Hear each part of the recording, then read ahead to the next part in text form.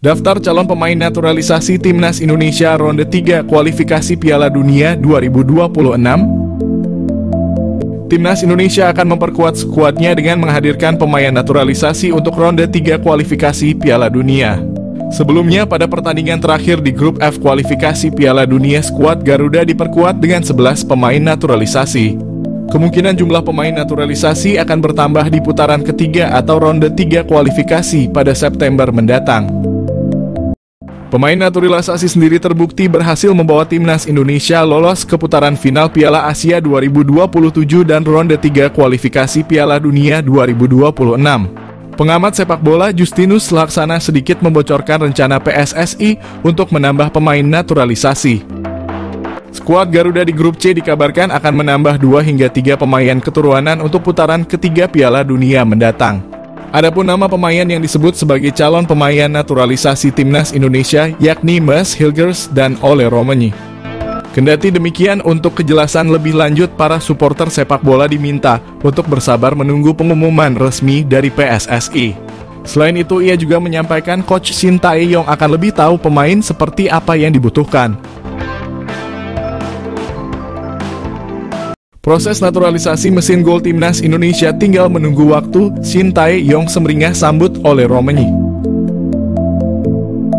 Proses naturalisasi Ole Roemeny semakin terlihat nyata dengan berbagai indikasi yang bisa memuaskan dahaga Shin Tae-yong akan seorang mesin gol di Timnas Indonesia. Shin Tae-yong telah menantikan hadirnya seorang bomber di skuad Garuda sejak lama, lantaran posisi striker masih belum bisa dibilang aman hingga kini. Sang pelatih asal Korea Selatan bahkan mendatangkan seorang pelatih striker dari negeri asalnya, Yeom Ki-hun, pada Agustus 2024. Timnas Indonesia memerlukan kualitas yang lebih baik untuk putaran kualifikasi Piala Dunia zona Asia, dan striker adalah salah satu departemen yang mendesak untuk segera ditingkatkan. Sementara itu di Belanda ada seorang penyerang yang bermain untuk FC Utrecht di kasta tertinggi Eredivisie pada saat ini. Dialah Ole Roemeny yang sudah dikaitkan sejak lama dengan PSSI dan bahkan pernah mengaku berkomunikasi dengan Erick Thohir beberapa bulan lalu. Semenjak saat itu, sederet pertanda positif mengikuti Ole Roemeny seakan dirinya semakin dekat dengan Timnas Indonesia.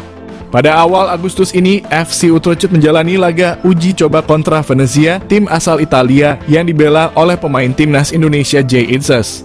Di sela-sela laga tersebut, Roemeny terlihat foto bareng bersama dua penggawa Timnas Indonesia, Jay Itzes dan Ivar Jenner, yang merupakan rekan setimnya di FC Utrecht. Kemudian pertanda semakin kuat karena akun Instagram Roemeny telah di-follow oleh Erick Thohir. Untuk semakin memperkuatnya, Roemeny juga mengikuti Vardy Bacediem, agen yang sering bekerja sama dengan PSSI perihal mengurusi naturalisasi pemain keturunan, terutama yang tinggal di Belanda. Berbagai pertanda semakin mengindikasikan bahwa Ole Roemeny akan menjadi pemain naturalisasi Timnas Indonesia yang berikutnya. Tentu hal ini dinantikan oleh Shin Tae-yong yang sudah lama mendambakan kehadiran seorang mesin gol di skuad Timnas Indonesia.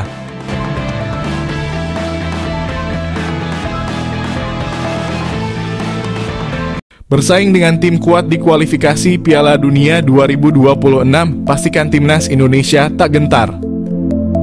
Timnas Indonesia dipastikan melaju ke putaran ketiga kualifikasi Piala Dunia 2026 zona Asia. Setelah memastikan melaju ke putaran ketiga, tim asuhan Shin Tae-yong harus menghadapi situasi yang berat. Timnas Indonesia bergabung bersama Jepang, Arab Saudi, Australia, Bahrain, dan Cina.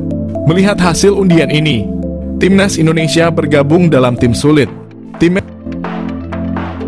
Bergabung dalam grup C, perjuangan Timnas Indonesia tak akan mudah. Tak terlepas dari itu, melihat lawan-lawan skuad Garuda akan jadi kesempatan bagus buat Timnas Indonesia. Persaingan di grup C ini memang berat tetapi peluang Timnas Indonesia lolos ke putaran selanjutnya pun masih terbuka. Pasalnya, saat juara grup dan runner-up grup C dipastikan langsung lolos ke putaran final Piala Dunia, ada peluang lain.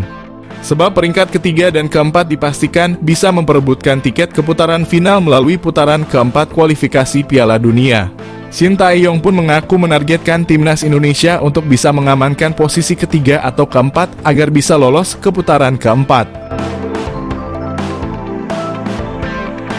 Ronde ketiga kualifikasi Piala Dunia 2026. Skuad Garuda tak ciut nyali. Pelatih timnas Indonesia Shin Tae-yong tidak gentar menghadapi tim besar Asia pada ronde ketiga babak kualifikasi Piala Dunia. Sebab tim Garuda besutannya memiliki kekuatan fisik sama dengan peserta lain. Diketahui timnas Indonesia tergabung dalam grup berat di putaran ketiga kualifikasi Piala Dunia. Diketahui pelatih Shin Tae-yong harus mulai bersiap-siap menghadapi ronde ketiga kualifikasi Piala Dunia. Timnas Indonesia yang tergabung di grup bersama raksasa Asia, Jepang, Australia, Arab Saudi, Bahrain, dan Cina. Untuk menghadapi lawan-lawan berat ini, Shin Tae-yong tentunya perlu penambahan pemain diaspora yang punya grade A. Kabar baik, PSSI resmi umumkan naturalisasi dua striker grade A, Erick Thohir semprot klub Liga 1, ada apa?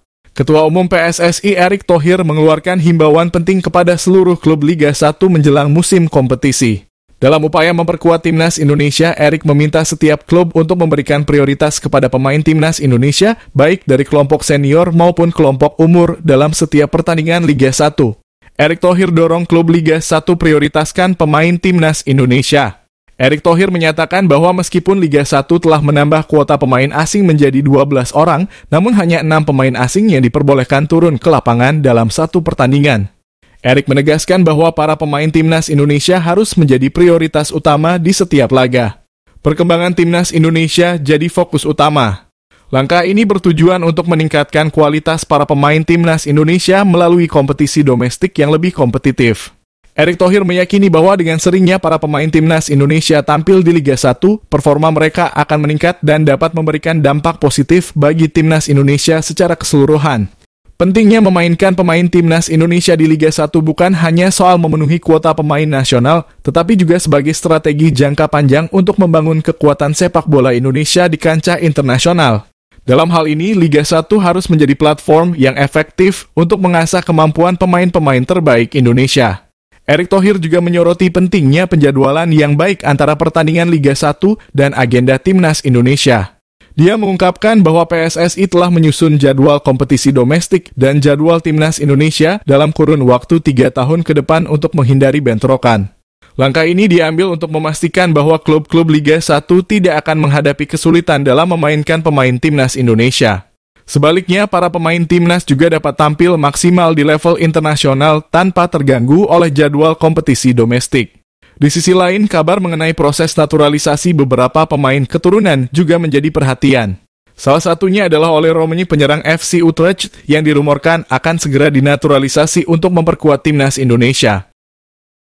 Proses naturalisasi timnas Indonesia. PSSI mengonfirmasi penerimaan data Mauro Zylstra. Lantas bagaimana dengan Kevin Dix? PSSI mengakui telah menerima data dari striker FC Volendam U21 Mauro Zylstra. Namun PSSI masih mempelajari dan belum akan menaturalisasi. PSSI mengonfirmasi bahwa mereka telah menerima informasi mengenai striker FC Volendam U21 Mauro Zylstra.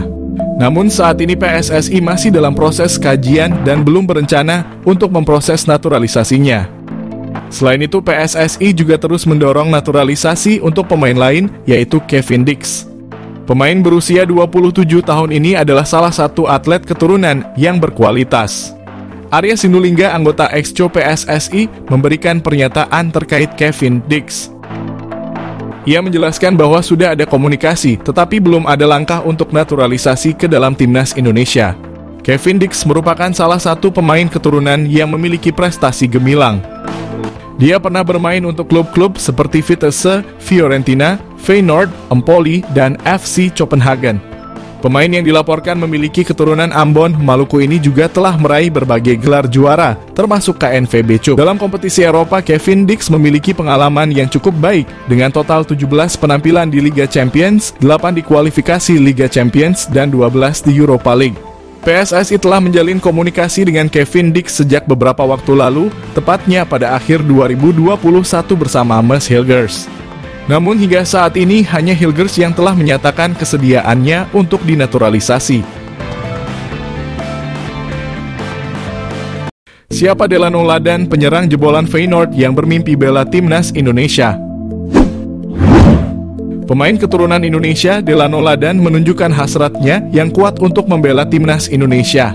Ladan bahkan mengambil inisiatif dengan mengirim pesan langsung melalui Instagram kepada Ketua Umum PSSI, Erick Thohir. Isu mengenai minat Ladan untuk dinaturalisasi pertama kali mencuat melalui akun Instagram @footballindonesia. Meski begitu, respons Ladan masih simpang siur. Namun kini keinginannya untuk bermain bersama timnas Indonesia bukan hanya sebatas rumor. Pemain berusia 22 tahun ini telah menyatakan minatnya untuk dinaturalisasi yang dia sampaikan melalui pesan langsung kepada Erick Thohir. Ladan bahkan meminta Erick agar segera merespons pesan tersebut.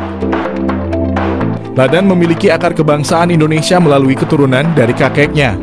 Dia merupakan produk akademi klub elit Belanda, Feyenoord Rotterdam, dan telah bermain untuk beberapa klub lain di Belanda sebelum bergabung dengan TOP Os di Liga 2 Belanda. Meskipun bermain untuk klub yang berada di peringkat bawah klasemen, pemain yang berposisi sebagai penyerang itu telah mencetak 1 gol dalam 9 penampilannya bersama TOP Os.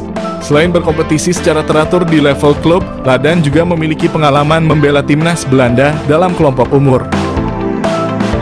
Pemain berusia 23 tahun itu tercatat memulai karier sepak bolanya di Akademi Feyenoord pada 2006 hingga 2011 lalu. Ia menyeberang ke sejumlah tim seperti HA Glandia dan terakhir ADO Den Haag. Karier profesionalnya pun dimulai di ADO Den Haag, namun ia hanya 4 kali bermain di tim tersebut tanpa catatan gol. Ladan lantas dipinjamkan ke TOP Os lalu diangkut secara gratis oleh SC Cambuur. Di sana pemain kelahiran 9 Februari 2000 itu sempat mengemas 4 gol dan 2 assist dari 26 penampilan. Sayangnya Ladan dilepas setelah kontraknya berakhir. Ia kembali ke Feyenoord dan memperkuat tim U21 hingga direkrut lagi oleh TOP Os kali ini secara permanen.